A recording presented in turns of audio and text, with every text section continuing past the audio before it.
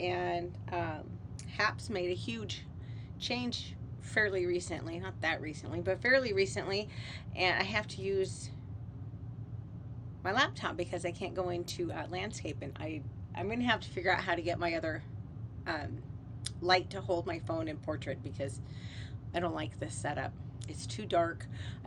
This is an okay light, but I just don't like the setup, and it pisses me off because I've got a really good light and it's just sitting here not being used because the way everything is set up, my furniture, I can't access it to my laptop very easily.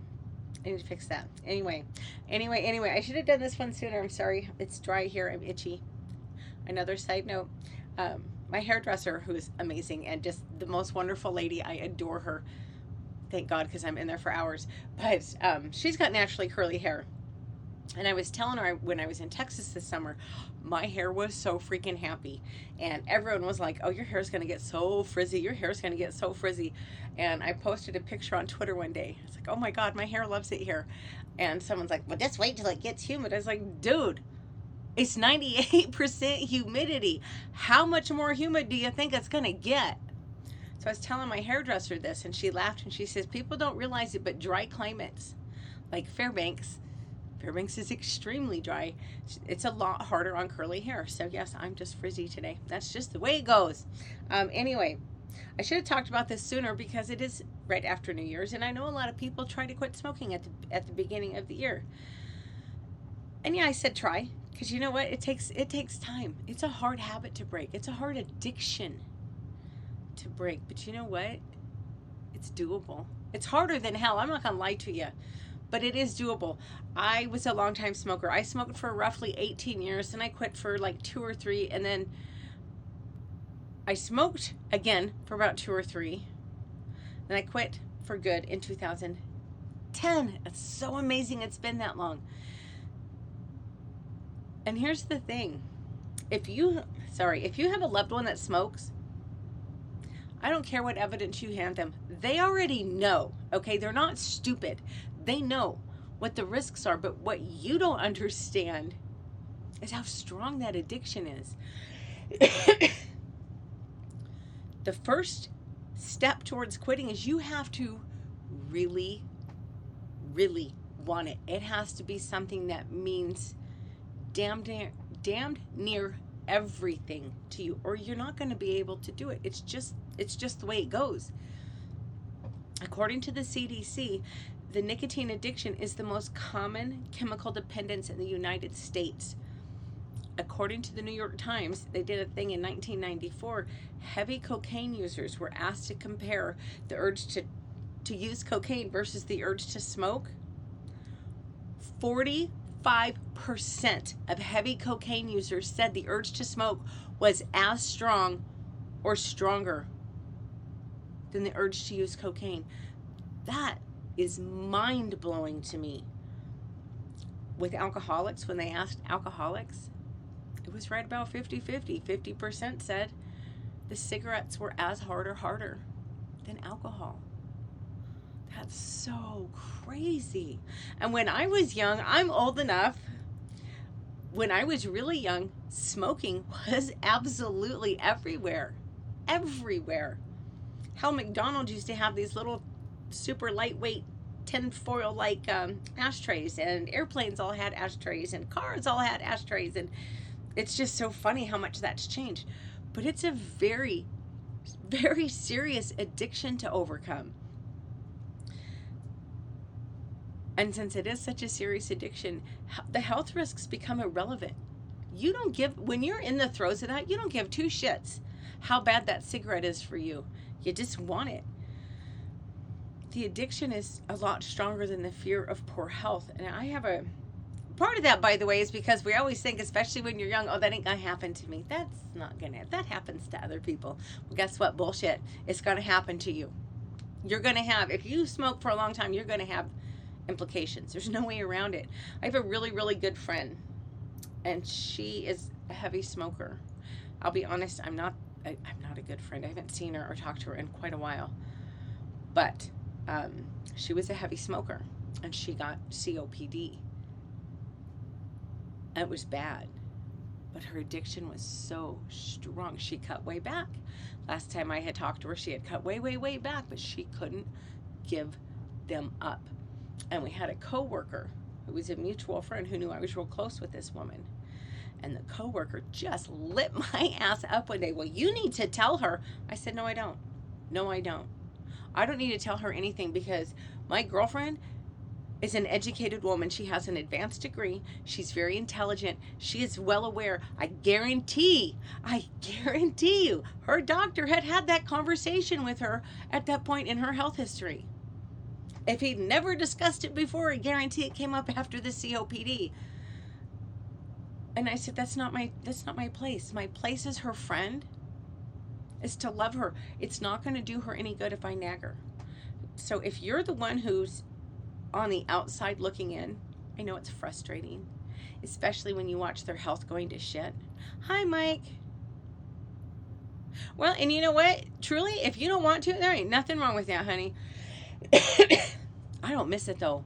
Gosh damn, that's an expensive habit. You know how many shoes I could buy? What are cigarettes down there? When I quit, they were like, I want to say they were like 7 something a pack here, but I could be wrong. I might be escalating that, but I don't think I was. I don't think I'm wrong. But the health risks are irrelevant when you're in the middle of that addiction. It doesn't matter. For God's sakes, my intelligent, articulate girlfriend had COPD and she still couldn't quit. She didn't want to bad enough. So how do you quit? Well, again, you got to want to. You got to want to really, really, really bad. WebMD suggests that you find your why. Well, anytime you're trying to do something major, you should look for your why. That's that emotional reason. That's the thing that means so much to you. It almost makes you cry. It just really gets in your heart. If you don't have that, you're going to have a really damn hard time quitting smoking. But find your why. Write it down. I highly recommend you put it in your phone where you can look at it easily, but write it down. Your reason to quit has to be stronger than your addiction. It just does. You need to prepare. Pick a quit date. I'll be honest with y'all, my quit date. So I told you I smoked and I quit for a couple years and I started again, which was really stupid, but I was, anyway, my quit date, I worked for, she ain't never gonna see this. I worked for a crazy lady, and I mean flat out, gosh damn crazy lady. She was so impossible to work with. It didn't matter what I did. She would just find something to blow up about. And my quit date was the day after I quit. Actually, it was the day I quit working for her. I worked for her that last Friday, and I quit. That next day, I did not smoke. I haven't smoked since. But yeah, pick a quit date. Line up support. Tell everybody, hey, y'all, I'm going to quit smoking. It's going to be real hard for me. I need some help. This is when I'm going to quit. Enlist support. You should consider nicotine replacements, whether it be patches, gums, lozenges. You can talk to your doctor about medications. But, on my end or yours, honey? It's probably mine. I live in the sticks, kind of. I hope it's not mine. Shit. I'm going to keep going. You need to talk to your doctor about medication, but please make sure you talk to your doctor about the potential side effects. I did. The first time I quit with Chantix, however the hell they say it. I was really shocked to find out that makes sure you're, if you're at all depressed, if chronic illnesses, yeah, I'm a little depressed. It just happens. But Chantix can make your thoughts of how do they word it? Basically, it's going to make you have more suicidal thoughts if you're already a depressed person. You don't need that shit if you're trying to quit smoking. So you can ask about medications, but please educate yourself. Don't rely on the doctor or the pharmacy to educate you. Just don't. Look it up for yourself. If you're old enough to smoke cigarettes, you're sure as hell old enough to look up and understand the repercussions of what you're getting into to try to quit smoking. You need to lean on your loved ones. Have your family and friends. You know what? The people who love you, they're going to support you. They're going to be so happy that you're trying to quit.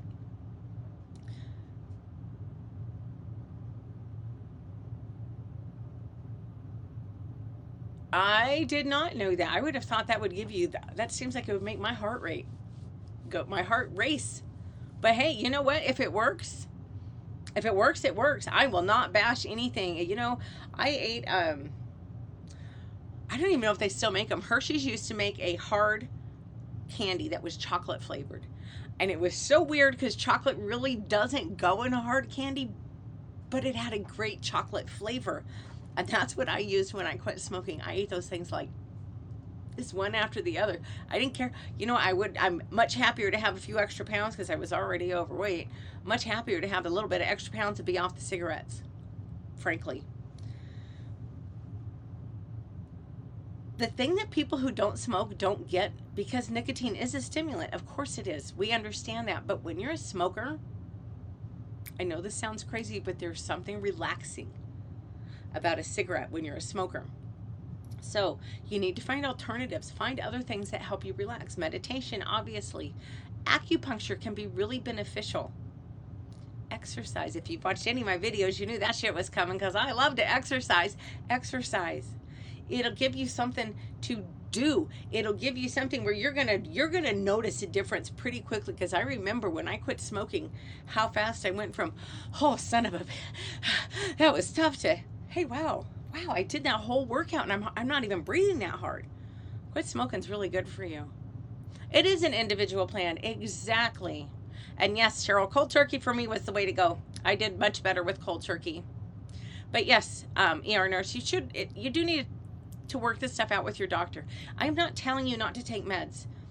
I'm not a huge advocate of medication because I do think we tend to be a little overprescribed, but good for you. Thanks, Mike. I think it's probably on my end. I've been having internet problems all damn day, so I guess I should hurry up and finish this. But find something else. You got to be prepared. Like for me, driving, as disgusting as that is now, the thought of being in a car with a smoker, ugh. But driving was a big smoking thing for me, and I had to make sure I had candy with me. I had to make sure I had a strategy. Okay, I'm going to listen to this music because it puts me in this state of mind and it'll help me forget about it. But have a plan. Does coffee do it for you? You know what? You might have to avoid coffee for a little bit. Or again, have a plan. Find something else to do with your hands. Take up knitting or drawing, or I don't care. Find something better to do. Clean your damn house. There's a good thing you can do with all that time and energy, because you're going to have a lot of nervous energy. Get rid of all your ashtrays. You want to know a good one? Excuse me. It's so funny to cough during a smoking one. But if you've smoked in your house, take your pictures off your walls. If that shit ain't enough to make you quit, I don't know what is, because I will tell you, it's disgusting. My aunt smoked. I love my aunt. I'll tell you what, she's one of the only people on earth I'd buy cigarettes for. And if she was still here, I'd go buy her a pack of cigarettes. If she called me right now, I would. Because she was to the age and her health was to the point she wanted to smoke, let her damn smoke. Even her doctor told us that. But